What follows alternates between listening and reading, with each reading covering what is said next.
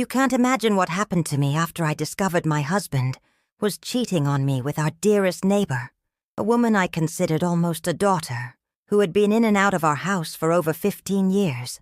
I, Beatrice, at 73, thought I had seen everything in life, but nothing prepared me for what was to come. When I caught Eugene, my husband of 42 years, whispering words of love to Celeste over the phone, my world completely fell apart. But what happened in the following months is something that defies any logical explanation and forever changed my understanding of love, betrayal, and the mysterious power of guilt. If you're curious to know how this story unfolded and to discover what really happened when I confronted this impossible situation, stay with me until the end, because this is a story you'll never forget, and that might change the way you see relationships and forgiveness. The sweet scent of jasmine wafting from that crumpled piece of paper made me nauseous for the first time in decades. My hands trembled as I held the note that had fallen from under the kitchen table, and for a moment I thought I was going to faint right there, on the cold red ceramic tile of our century-old house in Laurel Creek. Celeste Evans's delicate cursive handwriting leaped off the paper like a venomous snake. Thursday, 3 o'clock, at the old miller's grist mill. I need to see you, my love. I can't live pretending I don't feel anything for you anymore. My name is Beatrice Miller. I am 73 years old, and in that moment, I felt as if my entire life had collapsed, like a house of cards in the wind. Eugene was in the yard watering the vegetables we had planted together more than 20 years ago, whistling a classic country song we used to dance to when we were courting. At 76, my husband still had the same gentle gestures as when we met at the church social, the same calloused hands that had once held mine, promising eternal love.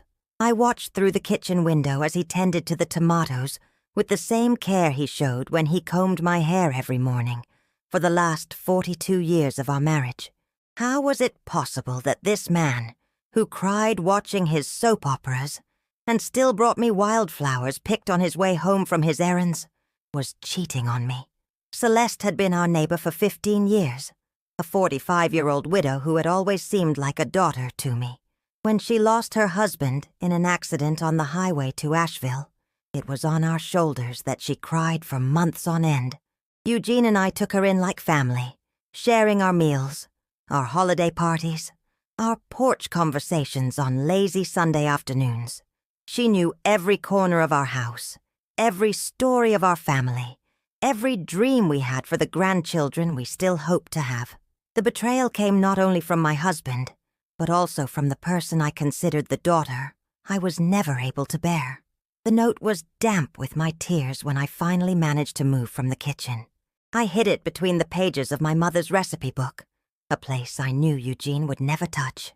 My heart was beating so hard, it felt like a drum echoing through the old walls of our Victorian farmhouse, built in 1890 by a German immigrant farmer, whose ghost, according to local legends, still walked the halls on nights with a full moon. In that moment, I felt like a ghost, too, an invisible presence in my own life.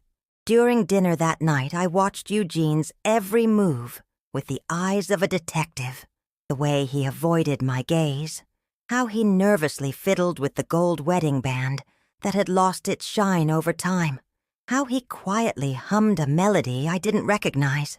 When he mentioned he needed to go out on Thursday afternoon to sort out some paperwork at the county clerk's office, I felt my stomach churn. It was the exact time marked on Celeste's note. The lie came from the mouth of the man who had always told me nothing but the truth, and every word was like a stab to the chest. Celeste showed up on our porch the next morning, as she did every Wednesday to have coffee with us before she went to work at the fabric shop downtown. She wore a blue floral dress that enhanced her bright eyes and wavy brown hair that seemed to dance in the wind. At 45, she still had the beauty that caught the eye of all the single men in town, and apparently my husband's as well. As we chatted about neighborhood gossip and she helped peel oranges for our morning juice, I analyzed every smile she directed at Eugene, every glance they exchanged when they thought I wasn't paying attention. The pain I felt in those first few days was unlike any suffering I had ever experienced. It was as if someone had ripped out my heart and trampled it into the red clay of our yard. I spent entire nights awake, pretending to sleep next to the man who had promised to love me, in sickness and in health, in joy and in sorrow, until death did us part. I would listen to his peaceful breathing and wonder how long he had been deceiving me, how many lies he had told, how many kisses he had given to other lips while I waited at home preparing the dinner we would share as a happy couple. My personality has always been marked by patience, a trait my mother said I inherited from her, and which served me well all these years raising a family, managing our small home, and supporting Eugene through his difficult times.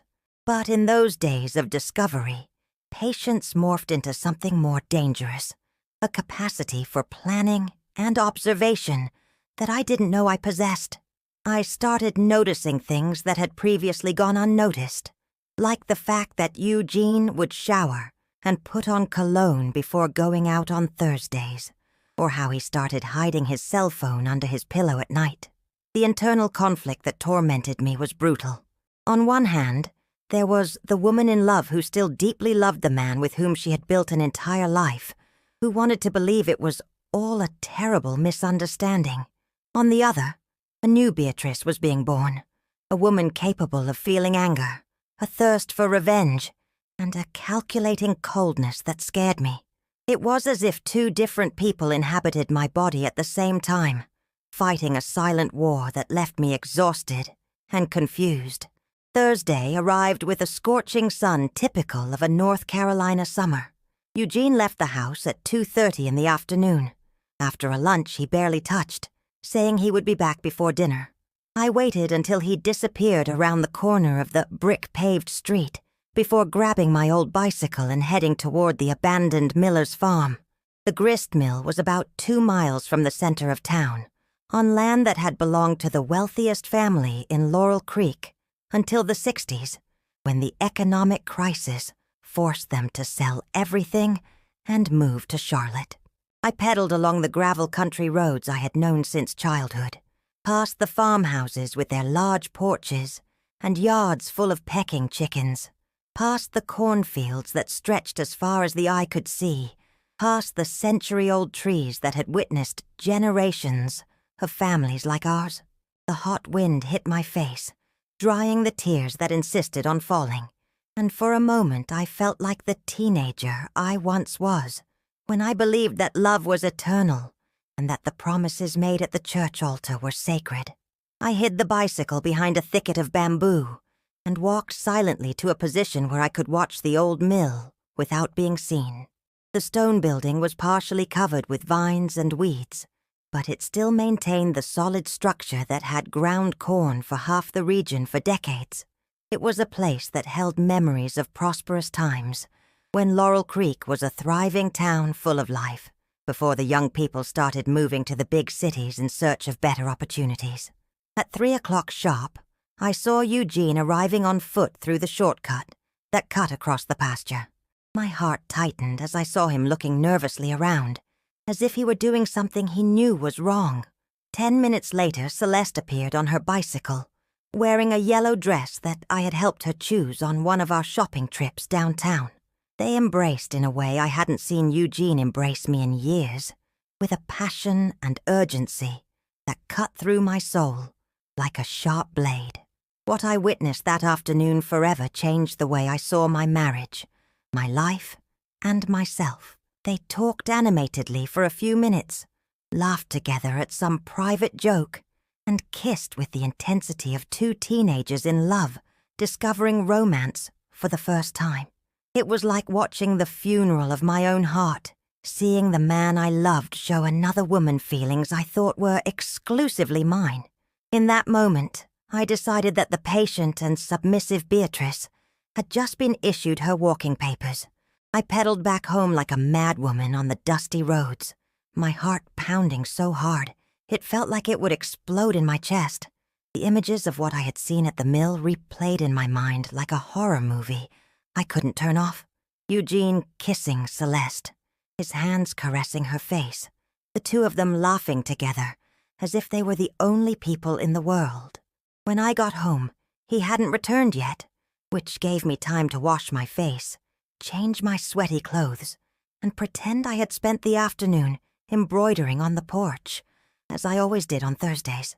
Eugene arrived at 5:30, whistling softly, and with a smile on his face that hadn't been directed at me in a long time. He said the paperwork at the county clerk's office had taken longer than he expected, but that everything was settled.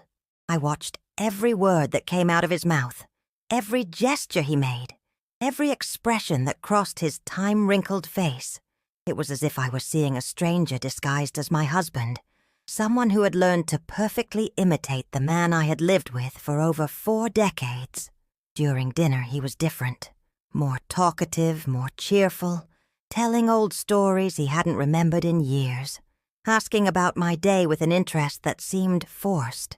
It was as if he were trying to compensate for his guilt by being overly attentive, but his every affectionate gesture hurt me more than any harshness could have.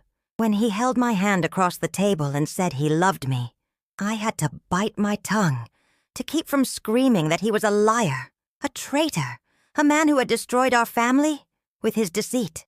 That night, lying next to him in our marital bed that had witnessed so many nights of love and complicity, I began to plot my investigation.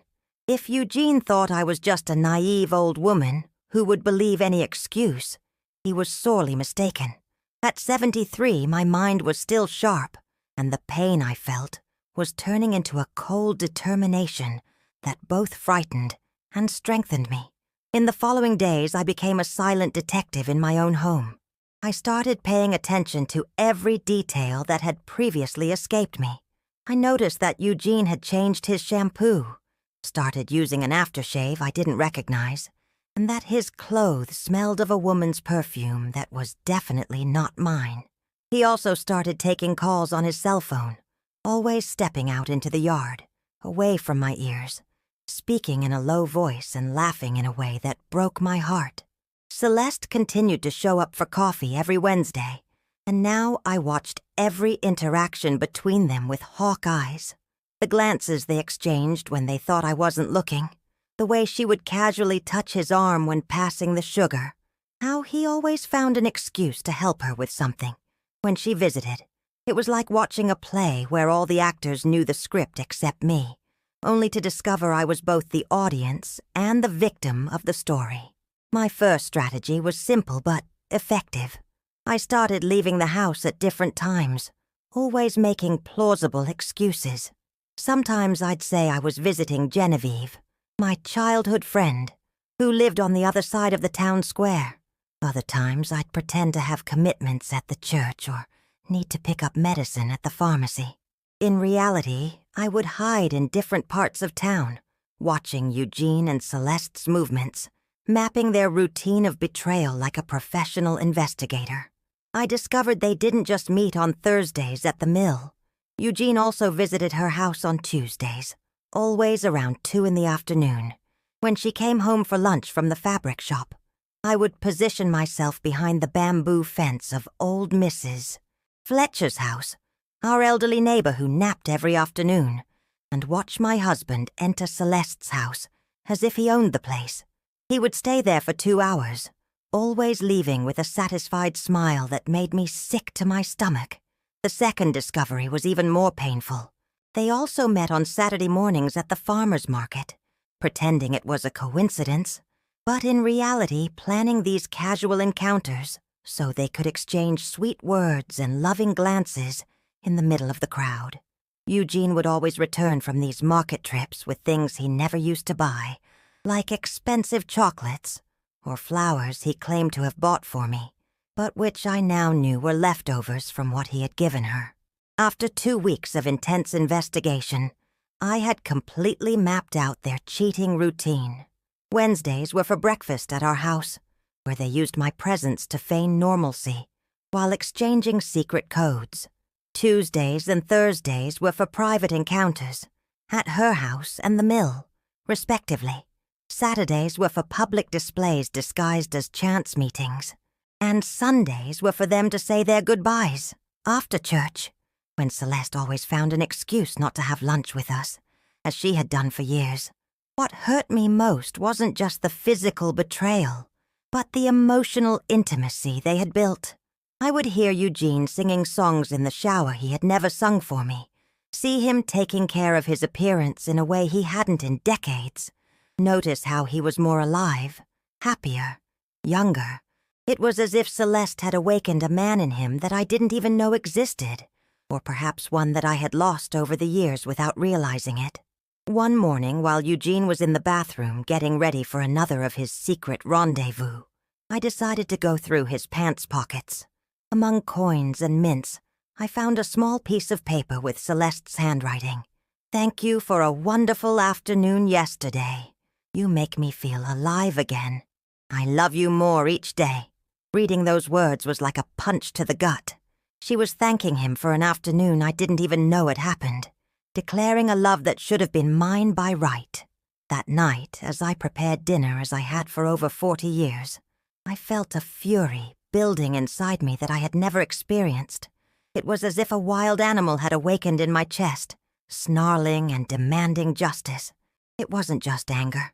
It was a toxic mix of humiliation, betrayal, disappointment, and a burning desire for revenge that consumed me from the inside. The submissive, patient Beatrice was definitively buried, and in her place was born a woman I didn't recognize, but who was willing to do anything to reclaim her dignity. While Eugene ate his dinner peacefully, telling banal stories about his retired day, I mentally planned the next steps of my investigation. I needed concrete proof, evidence that couldn't be denied or explained away with convenient lies. I needed something that would destroy the narrative of innocence they had built, something that would expose the hypocrisy and falsehood that was corroding my family from within. My next strategy would be riskier, but also more effective. I would buy a simple camera from the electronics store downtown, something I could carry easily and use discreetly. If they wanted to play hide and seek, I would play the game better than they could ever imagine. After all, I had an advantage they didn't know I possessed, the element of surprise, and a 73-year-old's patience that had transformed into a lethal weapon in the right hands. The last thing I saw before falling asleep that night was Eugene on his phone under the covers, texting someone who wasn't me, smiling to himself like a teenager in love. In that moment, I made a decision that would change the course of our lives forever. I would no longer be the cheated-on wife who suffers in silence. I would be the woman who fought for the truth, no matter the cost, even if it meant destroying everything we had built together over more than 4 decades. The next morning I woke before sunrise, with a determination that burned in my chest like a sacred fire. Eugene was still sleeping soundly beside me, snoring softly as he always had for all these years. But now that sound that once soothed me grated on my nerves. I got up silently, made a strong coffee, and sat on the porch to plan the next steps of my mission. The town of Laurel Creek was still shrouded in the morning mist that always covered the cornfields, and the silence of the dawn gave me the mental clarity I needed to devise a foolproof strategy. At 8 o'clock, when Eugene left for his morning walk around the town square, something he did religiously every day since retiring from the textile mill, I headed downtown.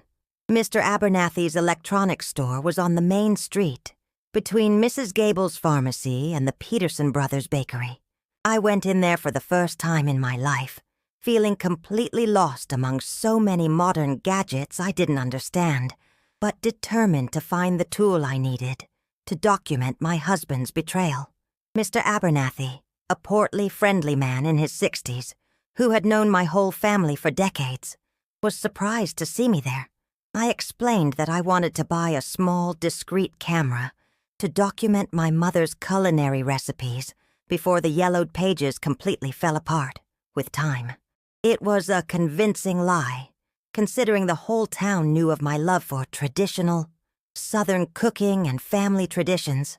He showed me a simple digital camera, the size of my palm, that fit perfectly in my handbag, and had a powerful zoom that would allow me to take pictures from a distance without being noticed. I spent almost all the cash reserve I kept in a jar hidden behind the canned goods in the pantry, money I had saved penny by penny over the years selling homemade cakes and pies at church bake sales. Every one of those dollars represented hours of hard work, entire mornings stirring pots of caramel, and afternoons preparing cornbread for religious festivities. But in that moment, I felt I was making the most important investment of my life, buying the weapon that would allow me to reclaim my dignity and unmask the falsehood that had taken over my home. I spent the rest of the morning at home learning how to use the camera, reading the manual with the same concentration I used to study my grandmother's most complex recipes. It was surprising how that little device could capture such clear and detailed images, and how the zoom allowed me to see things that would go unnoticed by the naked eye. I practiced by photographing the birds in the yard, the flowers in the garden, every corner of the house that had been the scene of my happiness and had now become the stage for my humiliation. The following Tuesday, I took my bicycle and strategically positioned myself behind the hibiscus bush on the corner of the street where Celeste lived. It was a narrow, quiet street, typical of small towns, where the houses had large porches and yards full of fruit trees. Her house was painted a pale yellow, with a low white picket fence she had painted herself the year before, with my help. Remembering how we had spent an entire afternoon laughing and talking while giving her house that new look made me feel a pang of pain, mixed with anger. At 2:00 sharp, as I already knew would happen, I saw Eugene walking down the street with the hurried steps of a man with an important appointment. He looked both ways before opening the gate to Celeste's house, a gesture that confirmed his guilty conscience. I took several photos of him entering the house, and I managed to perfectly capture the expression of anxiety and excitement on his wrinkled face. It was the face of a man who was about to do something he knew was wrong, but couldn't resist. 2 hours later, when he left her house, I managed to photograph something even more compromising. Eugene kissed Celeste on the mouth right at the front door, a long, passionate kiss, like the ones he used to give me when we were young and newly married. She was wearing a floral bathrobe, with her hair wet and an expression of satisfaction that made it perfectly clear what had happened inside that house during the 2 hours they were together. The photos were perfect, with details so clear they left no room for denial or alternative interpretation. On Thursday, I repeated the operation at the miller's grist mill, hiding behind the same century-old trees that had witnessed my first discovery of the affair. This time I was prepared and equipped to document everything with professional precision. I managed to photograph their entire meeting, from their nervous arrival to the moments of intimacy that broke my heart into pieces. There was something perversely satisfying in capturing their falsehood on camera, as if each photo were a small revenge, a way of stealing from them the privacy they had stolen from me. What struck me most in these observations was how different they were when they were alone. Eugene behaved like a man 20 years younger, laughing loudly, telling jokes, being affectionate in a way I hadn't seen in decades. Celeste, for her part, was radiant, with a genuine joy that made her seem like a teenager in love. It was painful to admit, but they seemed truly happy together, happier than Eugene and I had been in recent years. This realization hit me like a lightning bolt. Maybe the betrayal wasn't just about sex or adventure, but about an emotional connection my husband and I had lost over the years. Maybe he had found in Celeste something he could no longer find in me, a version of himself that had been buried under decades of routine, responsibilities, and the natural wear and tear of a long marriage. This possibility hurt me more than the physical betrayal, because it suggested that I had failed as a wife in a way I hadn't even realized. Over the next 2 weeks, I accumulated an impressive collection of photographic evidence. I had images of them kissing, hugging, walking hand in hand, laughing together, looking at each other with a passion that had been denied to me for so long, I couldn't even remember what it felt like to be desired that way. Each photo was irrefutable proof of the betrayal, but also a painful reminder of everything I had lost without noticing. I kept all the photos in a folder that I hid in the back of my wardrobe, among the winter clothes I only wore in the coldest months of the year. It was my secret treasure of pain and evidence, my ammunition for the confrontation I knew was inevitable. But the more evidence I accumulated, the more I wondered what exactly I intended to do with it. Confront Eugene? Expose Celeste publicly? See a lawyer about a divorce? Each option seemed both insufficient and devastating. Life at home continued the charade of normalcy. Eugene would come home from his secret encounters more affectionate and attentive to me, as if his guilt motivated him to compensate for the betrayal by being a better husband in the moments he was present. He brought me small gifts, praised my cooking with more enthusiasm, and even tried to rekindle our physical intimacy in a way that hadn't happened in years. It was like living with a stranger who had perfectly memorized my husband's role. Celeste also changed her behavior toward me. She became more helpful, more affectionate, always offering to help with household chores or bringing little treats like homemade sweets or flowers from her garden. It was as if they were both trying to alleviate their guilt by being kinder to me, not realizing that every gesture of false kindness was like salt in an open wound. I accepted everything with a forced smile, playing the part of the naive wife and friend, while inside I was boiling with anger and humiliation. One morning, as I was organizing the photos for the 10th time, a terrible realization struck me. I was turning into a person I didn't recognize, someone obsessed with the betrayal, consumed by the need for revenge, living only to document the happiness of others at the expense of my own emotional destruction.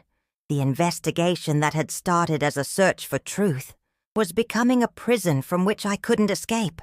That night, during dinner, I watched Eugene telling a story about his youth, animated and smiling, and I wondered if I really wanted to destroy this man who, despite everything, I still loved in some twisted way. The photos in my bag felt like they weighed a ton, and for the first time since I began this journey, I felt doubts about the path I had chosen. But it was too late to turn back. I had crossed a line from which there was no return, and now I had to decide how to use the destructive power I had accumulated in my hands.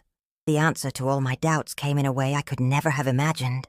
It was a typical Thursday in March, with the muggy heat that precedes the autumn rains in North Carolina, and I was in my usual position behind the trees at the mill, camera in hand, prepared for another session of documenting my husband's affair. Eugene had arrived promptly at 3 o'clock, as he always did, and Celeste appeared 10 minutes later, radiant in her light blue dress that highlighted her eyes. They greeted each other with the usual passionate kiss, and I braced myself for another afternoon of photographic torture. But something was different that day. Eugene seemed more agitated than usual, gesturing a lot as he talked to Celeste, and I could tell even from a distance that he was sweating excessively for a man who had only walked 2 miles to get there. They went into the mill as they always did, and I settled in for the long 2-hour wait that always preceded their departure. I adjusted the camera's zoom and prepared to capture more evidence of my marriage's destruction, never imagining I was about to witness something completely different. 20 minutes later, I heard desperate screams coming from inside the mill. It was Celeste's voice, high-pitched and full of panic, screaming Eugene's name over and over. My first instinct was a perverse satisfaction, thinking that maybe they had fought, that their romantic fantasy had finally collided with reality. But when I saw Celeste run out of the mill, her face white with terror and her hands trembling uncontrollably, I understood that something much more serious had happened. She looked around desperately, as if looking for help, but she was completely alone in that isolated place. I saw her grab her bicycle and pedal frantically toward town, abandoning whatever had happened inside. In that moment, my wife's heart spoke louder than my thirst for revenge. I completely forgot about the photos, the anger, the humiliation, and ran towards the mill, fearing the worst. I found Eugene lying on the cold stone floor of the mill, unconscious, his face pale and his breathing irregular. Foam was coming out of his mouth, and his body was completely limp, as if all his strength had been drained from him at once. Despite all the hurt I felt, despite all the betrayals I had discovered, in that moment he was once again just the man I had loved for over 40 years, the father of the children we never had, the partner I had chosen to share my life with until death did us part. There was no cell service in that remote area, so I had to use all my 73-year-old strength to help Eugene up and get him to where I had left my bicycle. It was one of the hardest tasks of my life, carrying a 76-year-old man who weighed almost twice as much as I did, but the love I still felt for him gave me a strength I didn't know I possessed. I managed to get him onto the back of the bike and pedal slowly toward town, holding him so he wouldn't fall. The town hospital was a 15-minute bike ride from the center of town, but that day, it felt like an eternity. Eugene drifted in and out of consciousness during the journey, whispering disconnected words that included Celeste's name, mixed with pleas for forgiveness. That broke my heart. A few people on the street helped me when they saw our desperate situation, and we finally arrived at the emergency room, where doctors immediately took him for urgent tests. Dr. Simmons, the most experienced doctor in town, a white-haired gentleman who had cared for practically every family in Laurel Creek for 3 decades, explained to me that Eugene had suffered a mild stroke. According to him, the stress, age, and excessive agitation could have triggered the episode, but thankfully I had arrived in time to prevent more serious consequences. He would need to be under observation for a few days, and then follow a strict treatment at home, but the prospects for a full recovery were good. During the 3 days Eugene was in the hospital, I couldn't stop thinking about the cruel irony of the situation. Celeste, the woman for whom he had risked our marriage, had simply fled when he needed help the most. I, the betrayed wife he had humiliated with his lies, was the one who saved his life and stayed by his side 24 hours a day.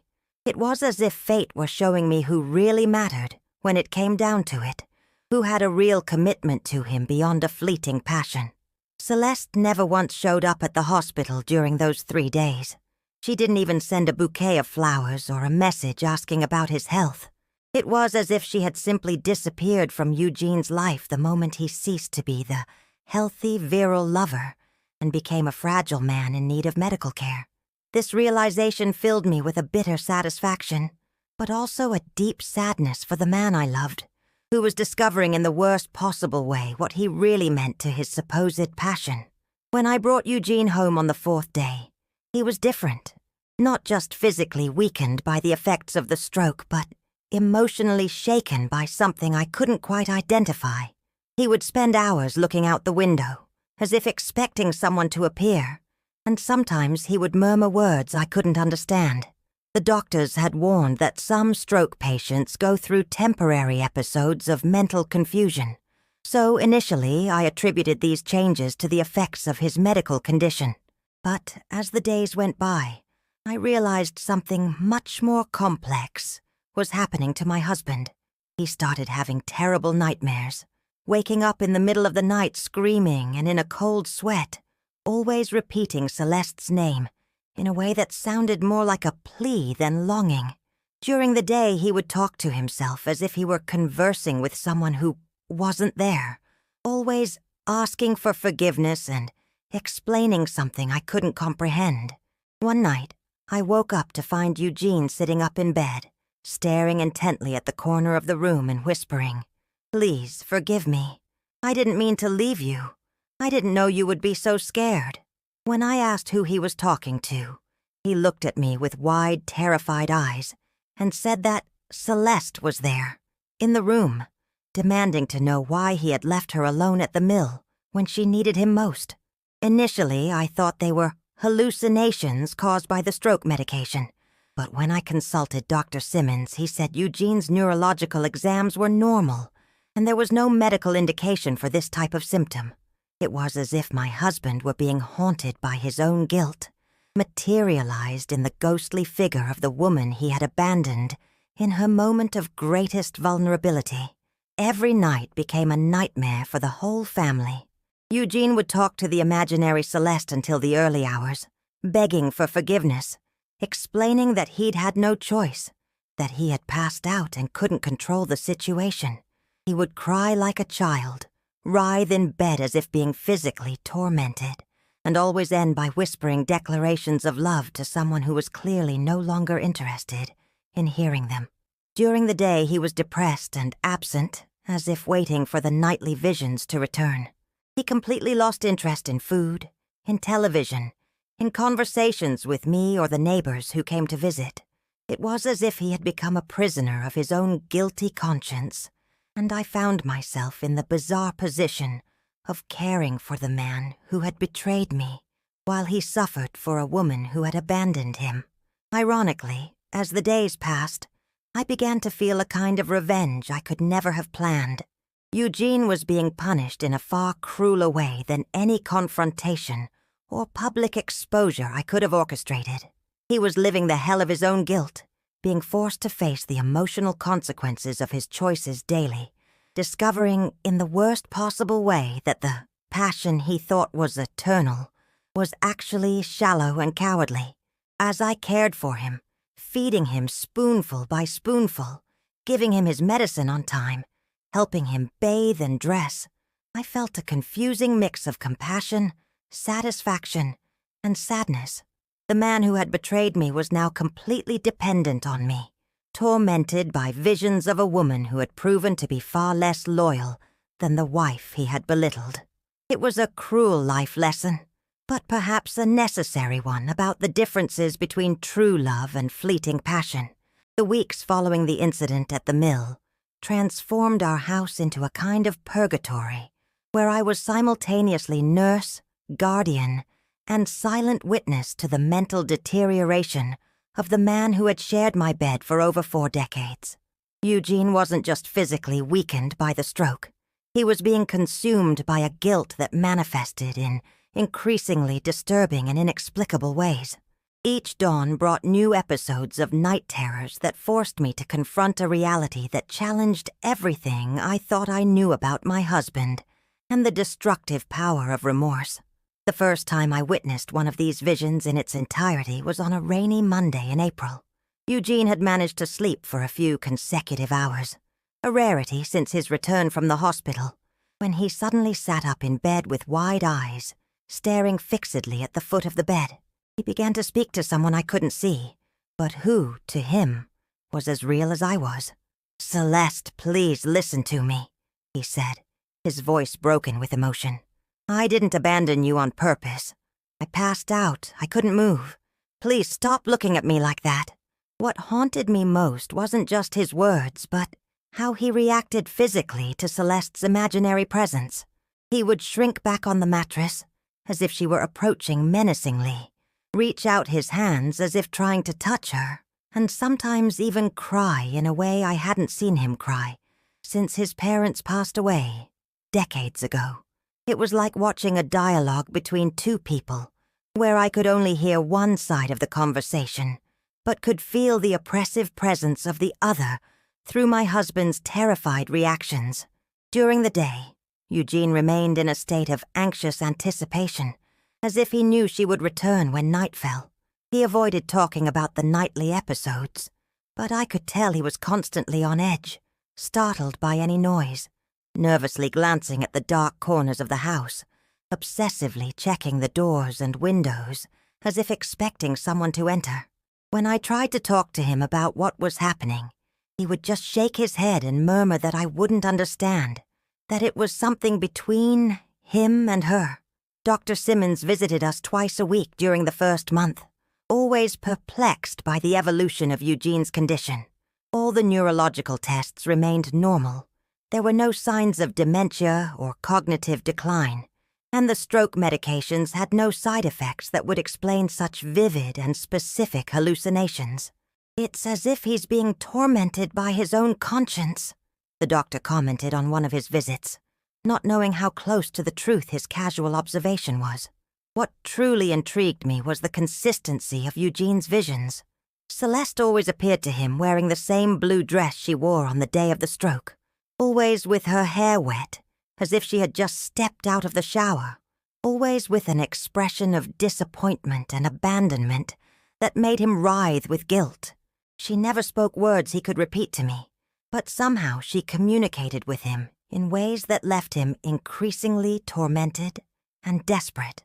One particularly intense night, Eugene started screaming in his sleep, waking the entire quiet street. "I know you're scared," he yelled. "I know you felt abandoned, but I love you. I always loved you. Why won't you forgive me?" When I managed to wake him, he was sweating so much the sheet was soaked, and he had scratches on his arms as if he had been fighting against something invisible trying to hold him down. It was on that night that I made a decision that would completely change my perspective on the whole situation. The next day, while Eugene was taking one of his rare daytime naps, I went to Celeste's house for the first time since the incident at the mill. I needed to understand what had really happened that day, to know if she had simply fled out of cowardice, or if there was a more complex explanation for her sudden disappearance. Celeste's yellow house had all its windows closed, and an air of abandonment that chilled me to the bone. I knocked on the door several times with no answer, and when I looked through the living room window, I saw that all the furniture was covered with white sheets, as if the house had been prepared for a long absence. The neighbor across the street, Mrs. Fletcher, told me that Celeste had left for Charlotte the day after the episode at the mill, taking only 2 suitcases and leaving the house in the care of a real estate agency for eventual sale. "She was very shaken," explained Mrs. Fletcher, a gossipy old lady who always knew everything that happened in the neighborhood.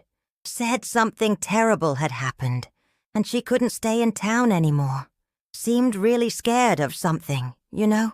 Didn't even want to explain what happened." This information made me reflect on Eugene's mental state. If Celeste had truly fled in terror for some reason, perhaps his visions were a manifestation of the guilt for having caused that terror. When I returned home, I found Eugene awake and more agitated than ever. He had noticed my absence and was convinced that I had gone to talk to Celeste, that she had told me about their relationship and that I was planning to leave him as she had done. "She told you, didn't she?" he asked repeatedly, holding my hand with desperate strength. "She told you I'm a coward, that I didn't help her when she needed me.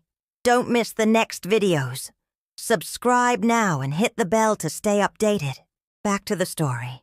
It was then that I began to understand the true dimension of the mental torment Eugene was living. He wasn't just haunted by the guilt of betrayal.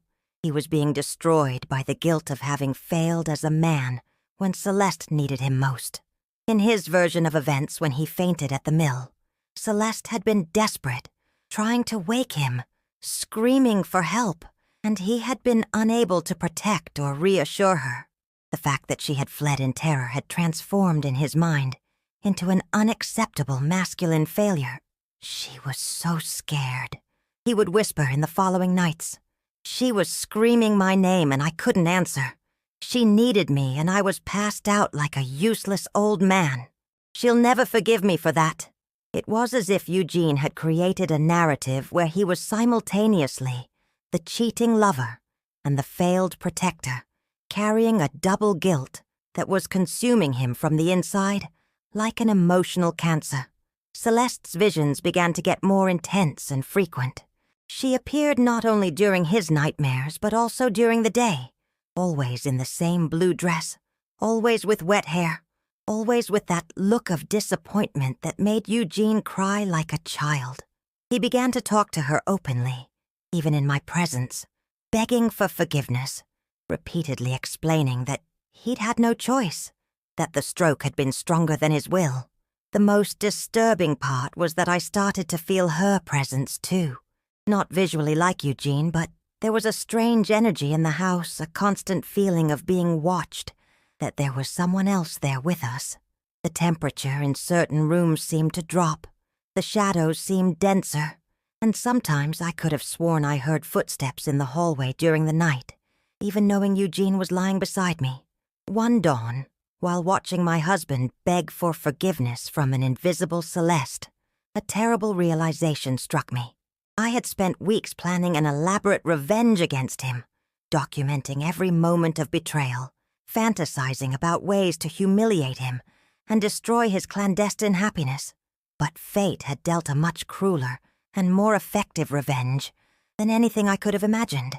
Eugene was being punished not just for the betrayal, but for his failure to protect the woman he loved, and this punishment was coming from a source that neither he nor I could control.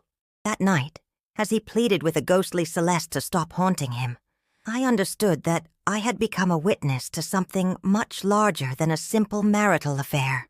It was as if all the lies, all the deceit, all the pain that had been planted in our family had created an energy of its own, a force that now fed on guilt and remorse to manifest in ways that defied any rational explanation.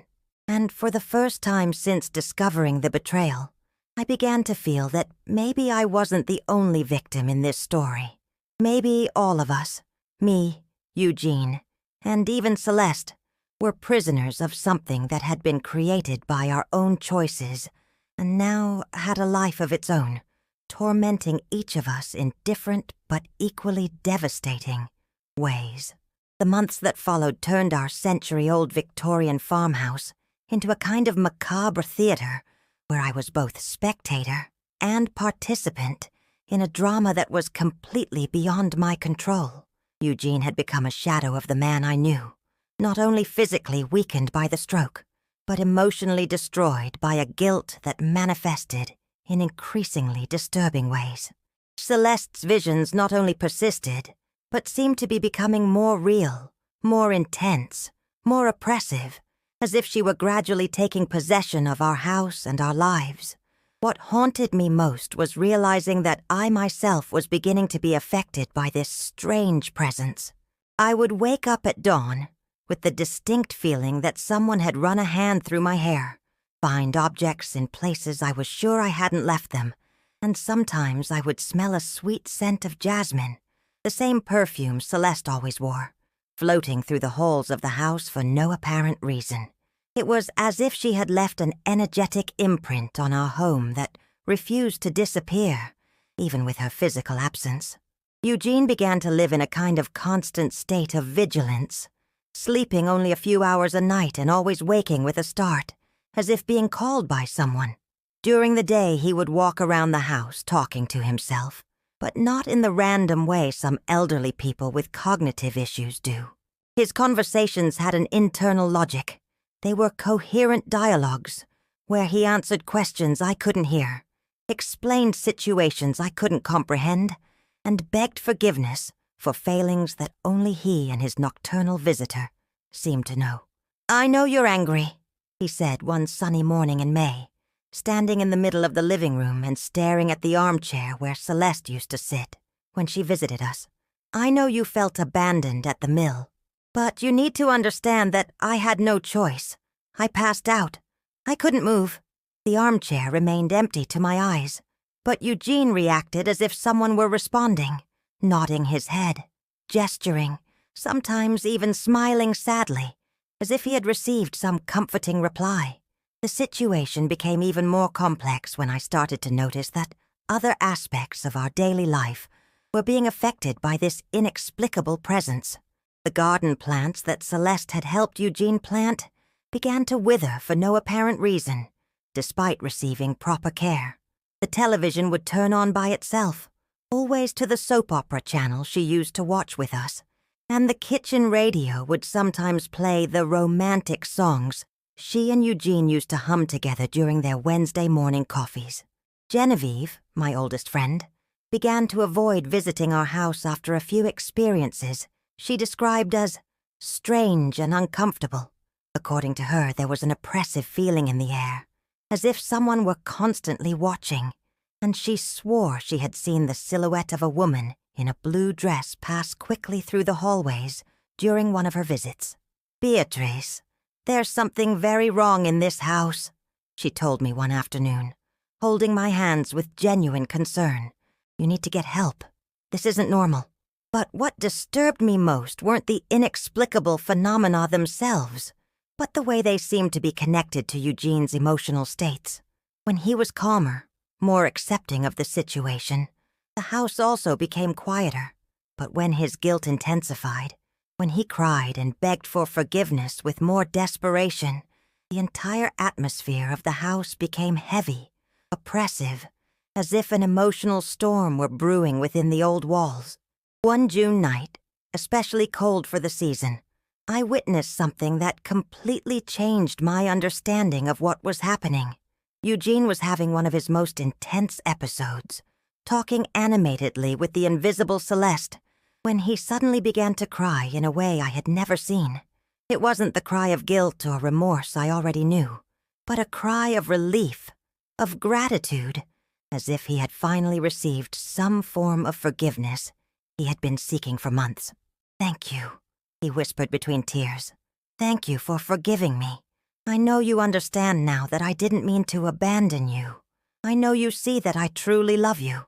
And for the first time in months, he slept through the night without nightmares, without screams, without desperate conversations with ghosts.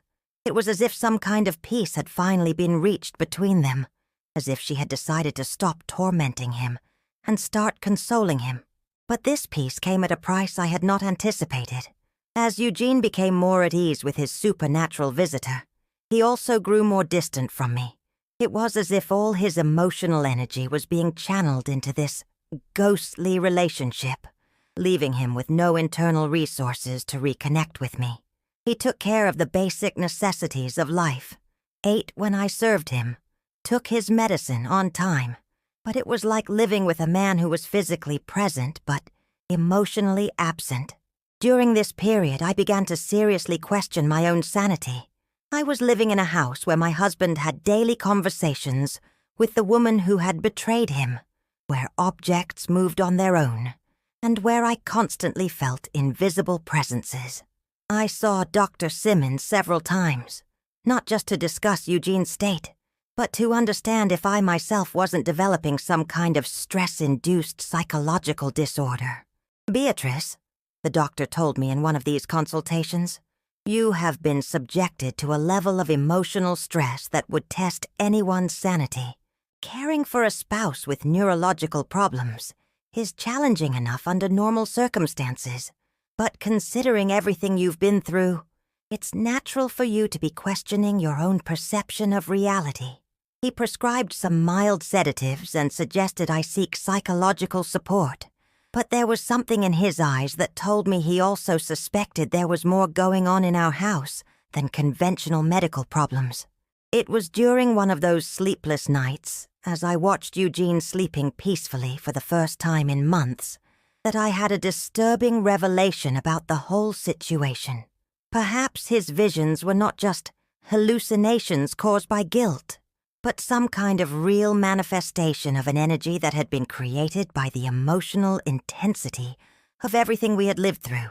The love, the betrayal, the abandonment, the guilt, the remorse. All these extreme emotions had been concentrated in our home for months, and perhaps they had created something that had a life of its own. I started to observe patterns in the phenomena we were experiencing. Celeste's presence manifested most intensely in the places where she had spent the most time during the years she frequented our house. The porch where we had coffee, the kitchen where she helped me prepare meals, the garden where she worked alongside Eugene. It was as if her happy memories with us had left energetic imprints that were now being activated by the guilt and love my husband still felt for her. The most disturbing aspect of this realization was understanding that I was also part of this energy cycle. My anger, my humiliation, my desire for revenge, my persistent love for Eugene, all these contradictory feelings were feeding the same force that kept Celeste present in our lives. It was as if the three of us were trapped in an emotional dance that continued even with her physically absent, a choreography of pain and passion that none of us knew how to stop. One July morning, while preparing breakfast, I felt for the first time a presence directly aimed at me. It wasn't the vague feeling of being watched that I had experienced in previous months, but a clear communication, almost as if someone were whispering in my ear. And what I heard sent a chill down my spine. Thank you for taking care of him. Thank you for not abandoning him like I did. In that moment, I understood that Celeste was not just tormenting Eugene out of guilt or revenge. She was trying to communicate with us, trying to resolve something that had been left pending when she fled in terror on the day of the stroke. And for the first time since discovering the betrayal, I began to feel that perhaps there was a way for all of us to find some kind of peace, even if it was through methods that defied everything I thought I knew about life and reality. Winter came early that year, 2024, bringing with it a chill that seemed to penetrate not only the walls of our Victorian house, but also our souls, already exhausted from months of supernatural torment. It was a gray August morning when everything changed for good, when Celeste's presence finally manifested in a way that neither Eugene nor I could any longer ignore or rationalize as a product of our disturbed imaginations. I woke at 5 a.m. with a strange sensation, as if someone had called my name, but when I looked to my side, Eugene was sleeping soundly, breathing with the tranquility he had regained in recent weeks. I got up silently and walked to the kitchen to prepare breakfast, as I had every morning for over 40 years. But when I turned on the light, I almost dropped my cup on the cold tile floor. There she was, sitting at the table where we used to have coffee together every Wednesday, wearing the same light blue dress she had worn on the day of the stroke, with her wavy brown hair falling over her shoulders, and those clear eyes that had always seemed so kind. Celeste was there, as real as myself, but there was something different about her appearance, a subtle translucence that made her seem more like a luminous projection than a person of flesh and blood. "Beatrice," she said, her voice seeming to come from far away, yet it was an unmistakably hers. "We need to talk. There are things you need to know, things I need to explain before it's too late." My first instinct was to scream, to wake Eugene, to flee from this impossible vision that challenged everything I believed about life and reality. But something in her expression, a mixture of sadness, regret, and urgency, made me stay, trembling with both fear and curiosity. I slowly sat down in the chair opposite hers, as we had done hundreds of times over our years of friendship, but now separated by an abyss that was far more than physical. "Are you really here?" I asked, my voice barely recognizable as my own. "Or am I going crazy like Eugene?" She smiled sadly, that sweet smile that always won me over when she showed up at our door with a homemade dessert or neighborhood news.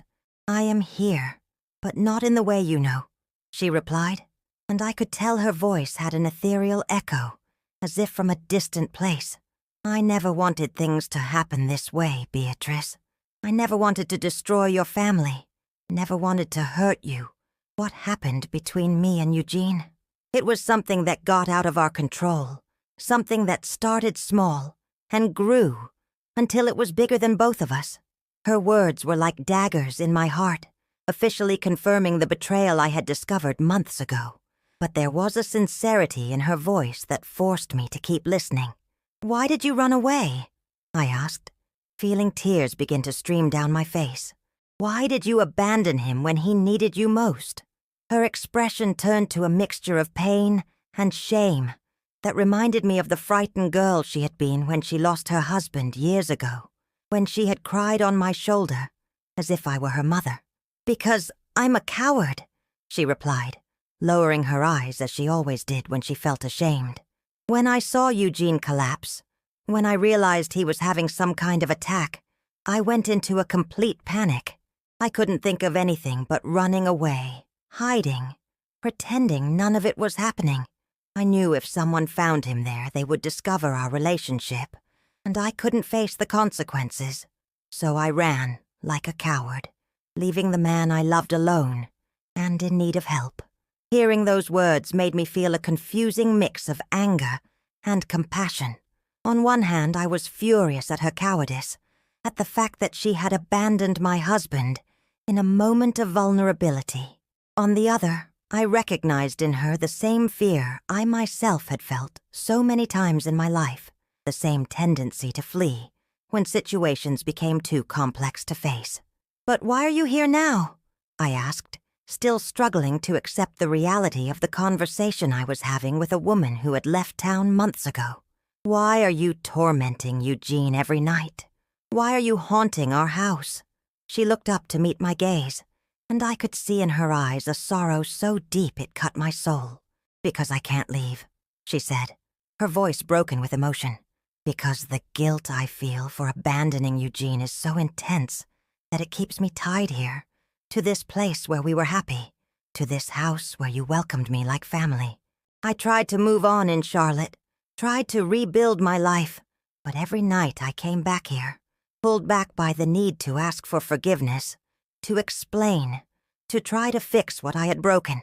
In that moment, I began to understand that what we were experiencing wasn't just a haunting in the traditional sense, but something much more complex and human. Celeste was trapped by her own feelings of guilt and regret, just as Eugene was being tormented by his own remorse.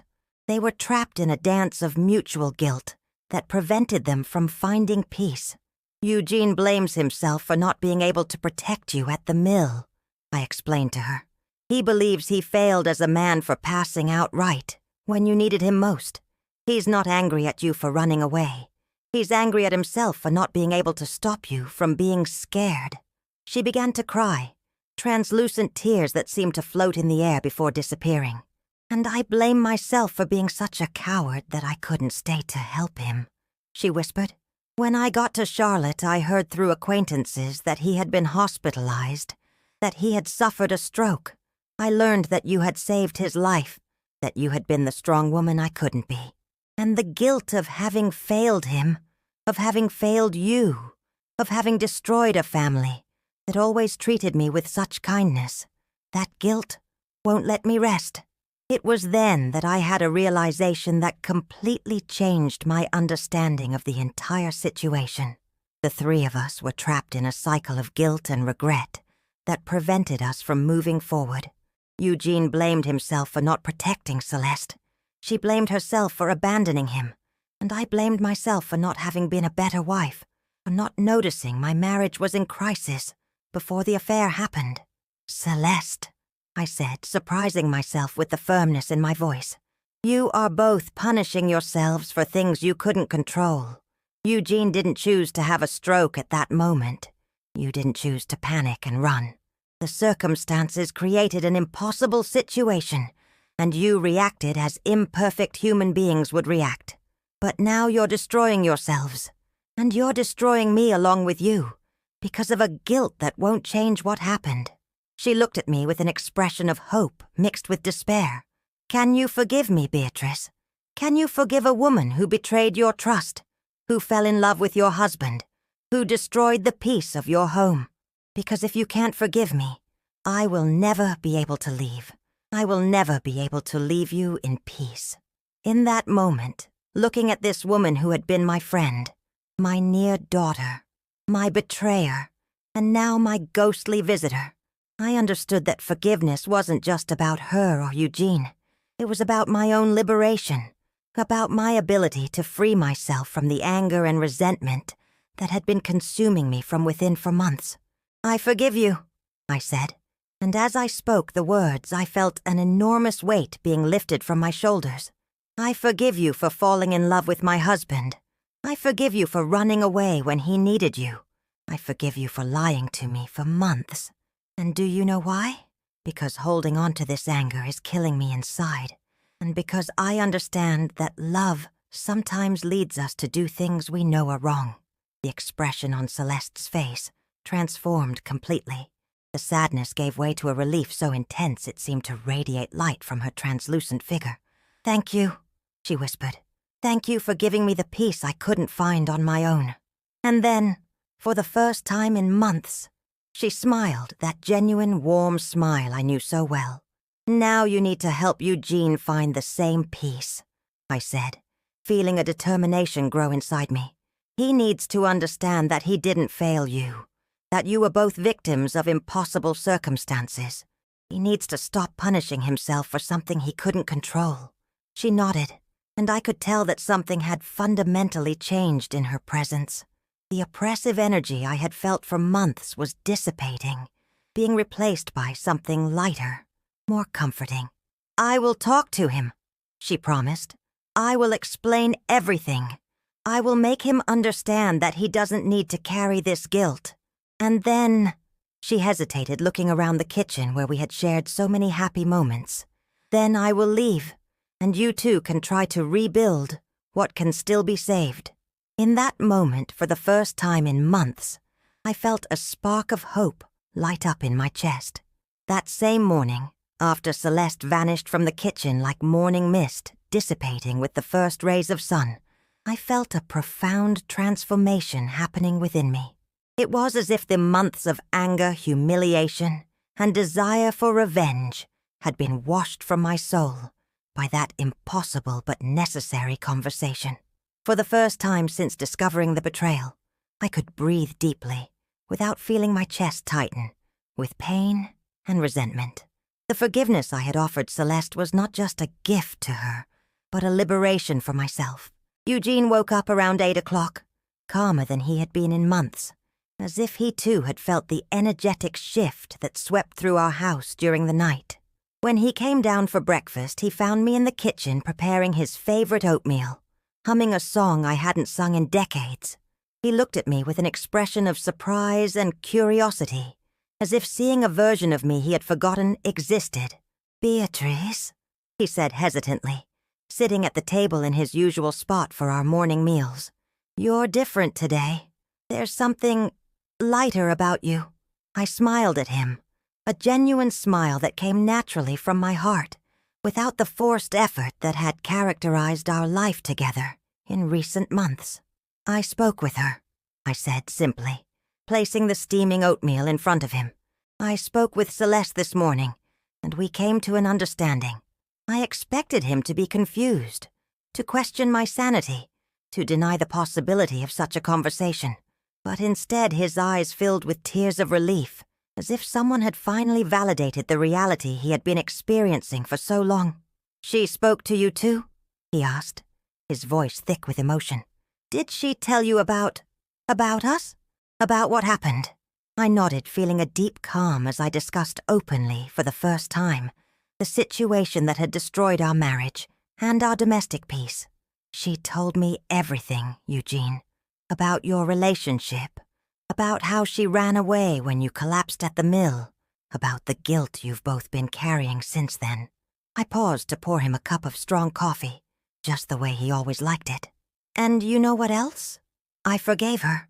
I forgave you both." The tears that welled up in his eyes were different from the tears of torment I had seen so many times in recent months. They were tears of relief, of surprise, of a gratitude so profound it seemed to come from the depths of his soul. "How can you forgive me after everything I've done?" he asked, holding my hand across the table with a gentleness he hadn't shown in years. "Because holding on to anger was killing me inside," I answered honestly. "Because after 42 years together, after everything we've built and shared, I don't want our story to end with bitterness and resentment.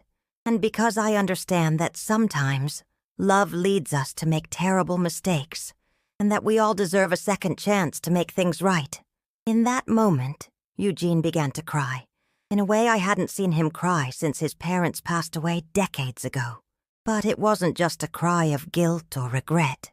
It was also a cry of liberation, from a man who was finally allowing himself to feel forgiven for his own mistakes. "I love you, Beatrice," he said between sobs. "I always loved you, even when I was lost, even when I was doing everything wrong. I fell in love with Celeste, that's true, but I never stopped loving you. And that was perhaps the most painful part of it all.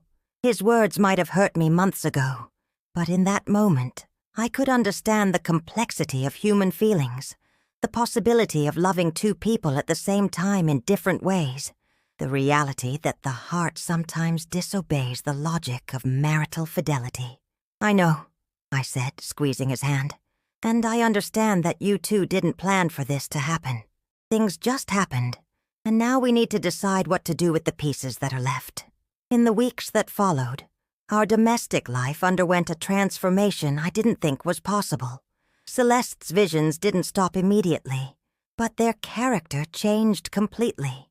Instead of the episodes of torment and guilt that had marked the previous months, her appearances became moments of gradual farewell, conversations where she helped Eugene understand that he hadn't failed as a man or as a protector.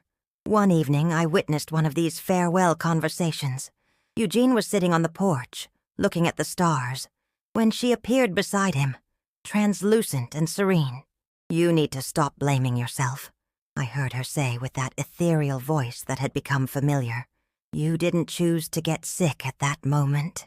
You didn't choose to make me afraid. You are a good man who found himself in an impossible situation, and I am a woman who reacted with cowardice. But that doesn't define who we are fundamentally." "I wish I had been stronger," he replied, and I could tell this would be one of the last times they would have this conversation. "I wish I could have protected you, reassured you, made you understand that everything would be okay." She smiled sadly, extending a translucent hand to touch his face in a caress he could clearly feel. "You protected me in the way you could," she said. "You gave me love when I thought I would never be loved again after my husband passed. You made me feel alive again, made me believe I still had value as a woman. That was no small thing, Eugene. That was a precious gift that I will take with me, wherever I go now." During this conversation, I felt a peace descend upon our house that we hadn't experienced in almost a year.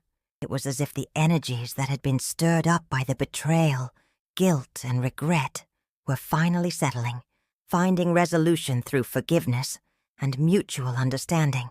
In the months that followed, Eugene and I began a slow but steady process of rebuilding our relationship. We didn't try to pretend the affair hadn't happened, nor did we go back to exactly who we were before. Instead, we built something new, based on an emotional honesty we had never experienced before. We talked openly about our feelings, about the needs that had been neglected over the years, about the ways we could be better for each other. Celeste's last appearance happened on a spring morning, 6 months after our conversation in the kitchen. Eugene and I were working together in the garden, replanting the flowers that had withered during the difficult months, when she appeared one last time. But this time, she wasn't wearing the blue dress that had characterized all her previous manifestations. She was dressed in white, with an expression of deep peace on her face, and there was a lightness to her presence that contrasted completely with the oppressive energy of the past months. "I came to say goodbye," she said, and her voice sounded different, more distant but also more serene. "I found the peace I needed. You found the forgiveness you deserved. And now it's time for me to leave for good." She looked at me with sincere gratitude. "Thank you, Beatrice, for teaching me that forgiveness is not weakness, but the bravest form of love there is." Then she looked at Eugene with a sad but comforting smile. "And thank you, my dear, for loving me when I needed to be loved, even though it caused pain for all of us. You are a good man, and you deserve to be happy. Take good care of the extraordinary woman you have by your side."